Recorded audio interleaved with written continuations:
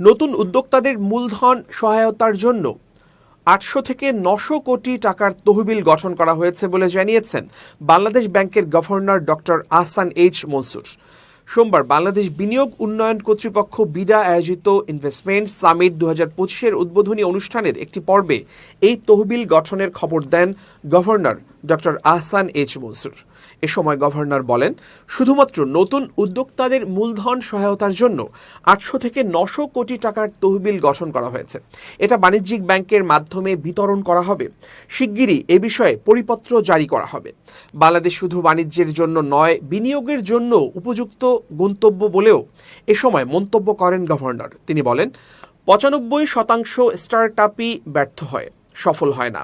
তারপরও আমরা স্টার্টআপদের সহযোগিতা করছি, একদিন সফলতা আসবেই। এ সময় বিডার নির্বাহী চেয়ারম্যান চৌধুরী আশিক মাহমুদ বিন হারুন বলেন, ব্যবসা করার ক্ষেত্রে বিশেষ করে নতুন উদ্যোক্তাদের জন্য ট্রেড লাইসেন্স পাওয়া সহ সরকারি লালফিতার দৌরাত্ম্য বেশি। প্রতি বছর ট্রেড লাইসেন্স নবায়ন করতে গিয়ে ব্যবসায়ী ও উদ্যোক্তাদের ভোগান্তির মধ্যে পড়তে হয়। তিনি বলেন, ৪০ দেশের ৫ শতাধিক বিদেশি বিনিয়োগকারী এই সম্মেলনে অংশ নিচ্ছেন। এসব বিনিয়োগকারীকে চট্টগ্রাম ও নারায়ণগঞ্জে অর্থনৈতিক অঞ্চল ঘুরিয়ে দেখানো হবে। বাংলাদেশে উদ্ভাবনী উদ্যোক্তাদের অভাব নেই বলে মন্তব্য করেন বিডার চেয়ারম্যান। তিনি বলেন, স্টার্টআপ তহবিলের সংকটে নতুন উদ্যোক্তারা ব্যবসা শুরু করতে পারেন না। এ কারণেই বাংলাদেশ ব্যাংক ৮০০ থেকে ৯০০ কোটি টাকার স্টার্টআপ তহবিল গঠন করতে যাচ্ছে। বিডার নির্বাহী চেয়ারম্যান বলেন, এ সরকার কখনো ইন্টারনেট বন্ধ করবে না, এটিকে সরকার নাগরিক অধিকার মনে করছে। বিনিয়োগ সম্মেলনের প্রথম দিকে অভূতপূর্ব সাড়া। ৪ দিনব্যাপী বিনিয়োগ সম্মেলন ২০২৫-এর প্রথম দিনে অভূতপূর্ব সাড়া পাওয়া গেছে বলে জানিয়েছেন বাংলাদেশ বিনিয়োগ উন্নয়ন কর্তৃপক্ষ বিডার নির্বাহী চেয়ারম্যান চৌধুরী আশিক মাহমুদ বিন হারুন। তিনি জানান, বিনিয়োগ সম্মেলনের প্রথম দিনে বাংলাদেশ স্টার্টআপ কানেক্ট ২০২৫ নামের অনুষ্ঠানে সারা দেশ থেকে ১৫০০-এর বেশি নতুন উদ্যোক্তা অংশ নেন। এতে ৭০ জন বিশেষজ্ঞ অংশ নেন। ভবিষ্যতে ইন্টারনেট বন্ধ হবে না, ইন্টারনেটের দাম কমানোর উদ্যোগ আছে কিনা অনুষ্ঠানে এই প্রশ্ন রাখা হয় প্রধান উপদেষ্টার বিশেষ সহকারী ফাইয়েজ তৈয়বকে। তিনি বলেন, আমরা ইন্টারনেটের দাম গেটওয়ে লেভেল থেকে কমানোর উদ্যোগ নিচ্ছি। আর বর্তমান অন্তর্বর্তী সরকার সুশাসন নিশ্চিতে কাজ করছে, সেটি সবার আগে আইসিটিতে নিশ্চিত করা হচ্ছে।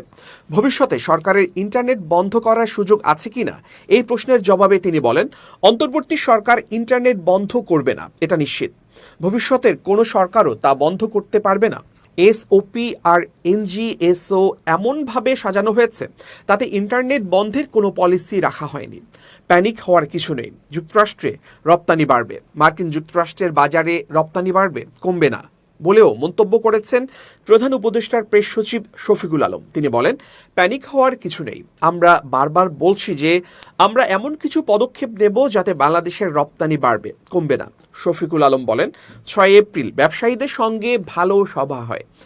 সেখানে বিজিএমই এর সাবেক সভাপতি ফারুক হাসান, বিকেএমই এর নির্বাহী সভাপতি মোহাম্মদ হাতেম সহ অন্যদের মধ্যে তপন চৌধুরী, নাসিম মঞ্জুর, লুবানা হক উপস্থিত ছিলেন। তাদের আশ্বস্ত করা হয়, সরকারের পক্ষ থেকে যে সমস্ত পদক্ষেপ নেওয়া হচ্ছে তাতে রপ্তানি বরং বাড়বে, কমবে না। মার্কিন প্রেসিডেন্টকে দেয়া চিঠি একটি বড় মেসেজ বলে তিনি উল্লেখ করেন। অনুষ্ঠানে ভার্চুয়াল মাধ্যমে বার্তা দেন লিঙ্কড-ইন এর সহ প্রতিষ্ঠাতা। প্যানেল আলোচনায় অন্যদের মধ্যে উপস্থিত ছিলেন প্রধান উপদেষ্টার আইসিটি বিষয়ক বিশেষ সহকারী ফয়েজ আহমেদ তৈয়ব এবং আইসিটি সচিব শীষ হায়দার চৌধুরী। সঞ্চালনায় ছিলেন সফল স্টার্টআপ শেয়ার ট্রিপের সিইও সাদিয়া হক। এর আগে সকালে রাজধানীর ইন্টারকন্টিনেন্টাল হোটেলে বিডার আয়োজনে ৪ দিনব্যাপী এই বিনিয়োগ সম্মেলন শুরু হয়। এবারের সম্মেলনের প্রতিপাদ্য এম্পাওয়ারিং ইনোভেশন, কানেক্টিং অপরচুনিটি।